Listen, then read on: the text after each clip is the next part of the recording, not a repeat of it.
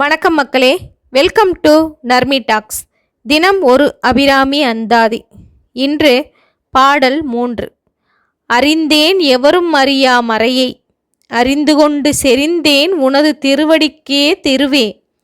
வெறுவிப் பிரிந்தேன் நின் அன்பர் பெருமை எண்ணாத கரும நெஞ்சால், மறிந்தே விழு நரகுக்கு உறவாய மனிதரையே. இந்த பாடலின் பொருள்: அருட்செல்வம் உடையாய், வேறு யாரும் அறியாத இரகசியத்தை நான் அறிந்தேன். அங்கனம் அறிந்தமையால் அது கொண்டு நின் திருவடியினிடத்தே அடைந்தேன்.